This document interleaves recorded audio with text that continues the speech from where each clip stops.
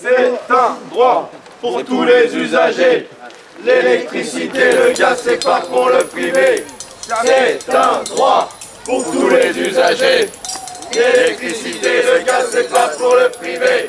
C'est un droit pour tous les usagers. Monsieur le Premier ministre, j'aimerais mettre en lumière la mobilisation des électriciens et des gaziers qui dure depuis plusieurs semaines dans un silence médiatique assourdissant. Plus de 250 sites sont bloqués aujourd'hui par les agents d'Enedis et de GRDF. La situation est grave. 2500 postes menacés chez GRDF, 2000 chez Enedis, alors que 40% des sites ont déjà fermé depuis 10 ans. Rassurez-vous, toutes les interventions de sécurité fonctionnent comme à l'accoutumée.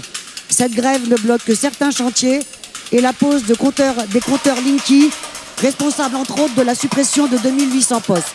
Et Linky, qu'est-ce que vous pensez de Linky? Linky, comme je vous l'ai dit, nous ça a supprimé mon unité Linky. Donc je peux pas en penser du bien en fait. Alors pourquoi envoyer huissiers et maître chien sur les sites bloqués?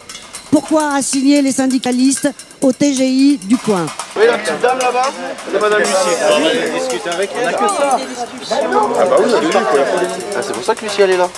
Ouais, mais là, pour nous niquer derrière. Normal, vous êtes bloqué. Il y a les droits de grève. Ouais, ils peuvent. Oh, ils peuvent. Mais de façon plus générale, le prix de l'électricité a augmenté de 30% en 15 ans. 15 ans pendant lesquels les actionnaires d'EDF ont contraint leur filiale Enedis à leur verser 64 milliards d'euros. Aux 13 millions de personnes en précarité énergétique, je voudrais dire ceci. Dès qu'un service public recule, c'est l'usager qui en pâtit. Une boutique EDF fermée, près de chez vous, c'est l'impossibilité d'expliquer sa situation lorsqu'on ne maîtrise ni la langue ni le numérique. Un agent qui perd son statut et travaille au rendement, c'est l'électricité coupée d'office en cas de retard de paiement. Moi, ce que je pense que depuis que Linky s'est sorti, en gros, Linky pourront même faire des abonnements à l'heure par heure s'ils veulent. Si on veut extrapoler le truc. Ah oui. Bien, bah oui, ils peuvent faire ce qu'ils veulent. Tout est de façon... tout est à distance.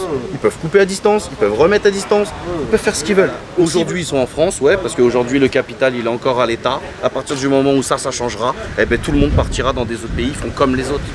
Ils feront comme les autres. Et donc ce sera des gens qui seront à l'île Maurice ou quoi que ce soit qui diront « Toi t'as plus de courant ». Dans la vie moderne, l'électricité est vitale. Pourtant, vous allez jusqu'à brader ce bien commun après tant d'autres. SNCF, aéroports, barrages hydroélectriques. À quoi bon un gouvernement quand un conseil d'administration vous suffit amplement? Monsieur le ministre, quand allez-vous garantir notre souveraineté énergétique en fusionnant EGF, Engie et leurs filiales au sein d'un grand pôle public d'énergie? Je vous remercie. Merci Madame la députée. La parole est à Monsieur Nicolas Hulot, ministre d'État, ministre de la Transition écologique et solidaire.